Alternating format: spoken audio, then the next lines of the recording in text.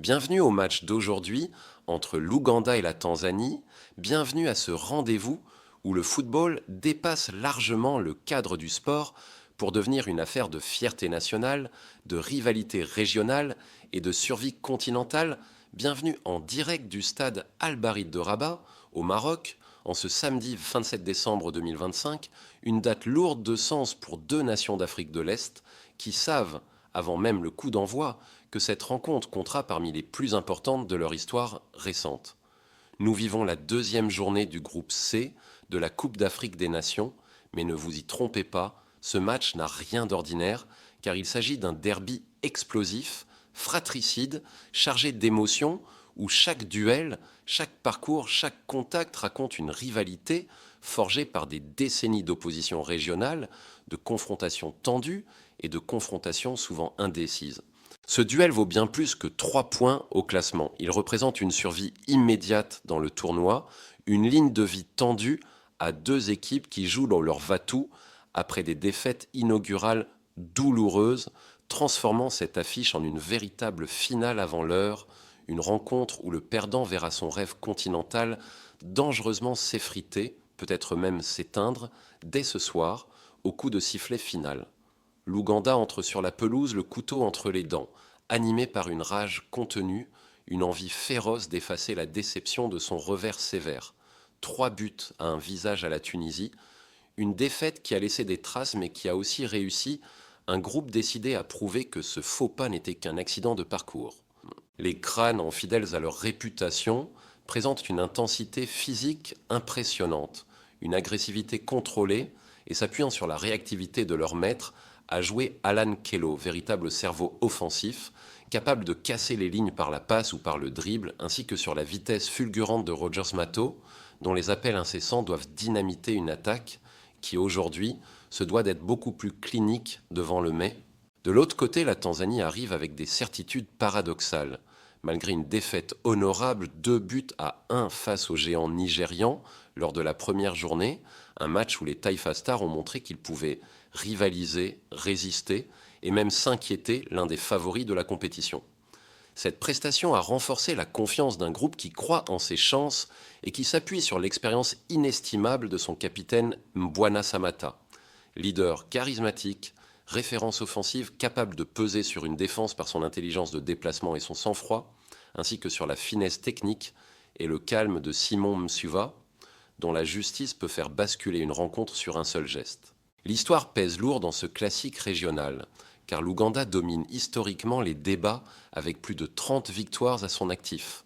Un avantage psychologique certain, mais la Tanzanie a su réduire l'écart ces dernières années grâce à une génération décomplexée, moins impressionnée par le passé, plus audacieuse, plus ambitieuse et déterminée à renverser l'ordre établi. Le combat tactique qui s'annonce s'oppose aujourd'hui à la discipline physique, à la rigueur défensive et à l'impact athlétique des Ougandais, à la fluidité technique, à la mobilité et à la capacité de projection rapide des Tanzaniens, promettant un match ouvert, intense, où la moindre erreur défensive pourrait se payer au prix fort. Restez avec nous, car l'un de ces deux voisins risque de voir son rêve continental s'envoler dès ce soir, dans un silence aussi brutal qu'irréversible.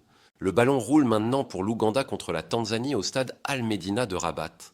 Et dès le coup d'envoi, les crânes ougandais entament la rencontre avec une intensité remarquable, imposant un pressing haut, agressif, asphyxiant leurs adversaires et cherchant à installer immédiatement un rapport de force physique et mentale.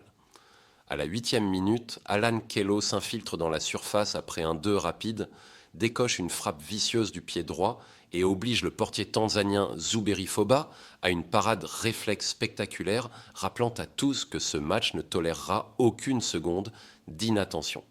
La domination ougandaise se confirme et à la 16e minute, Rogers Mato s'élève plus haut que tout le monde sur un centre parfaitement ajusté, mais voit sa tête puissante heurter violemment la barre transversale, laissant le retenir stade son souffle, partagé entre frustration et admiration pour l'intensité de ce début de rencontre. Malgré des assauts répétés, des phases de jeu bien construites et une volonté manifeste de prendre l'avantage, l'Ouganda se heurte à une Tanzanie disciplinée, solidaire, compacte, qui plie sans rompre et procède par transition rapide. cherchant à exploiter le moindre espace laissé dans le dos de la défense adverse. Les minutes défilent, la tension monte, et malgré quelques situations dangereuses de part et d'autre, les deux équipes rentrent au vestiaire sur un score nul et vierge, un 0-0 trompeur tant l'intensité et l'engagement ont été au rendez-vous.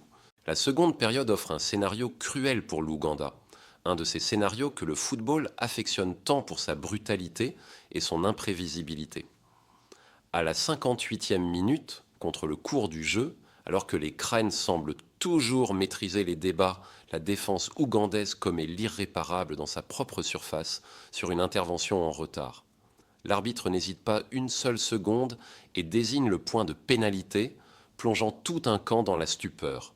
Simon Msuva, le vétéran des Taifa Stars, s'avance.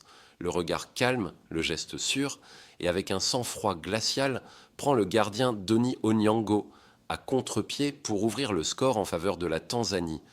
Un mais qui résonne comme un coup de tonnerre dans cette rencontre électrique. Sonné mais pas résigné, l'Ouganda tente de réagir, multiplie les offensives, pousse, insiste, mais se heurte désormais à un bloc tanzanien regroupé, discipliné, solidaire, prêt à défendre chaque centimètre de terrain avec acharnement.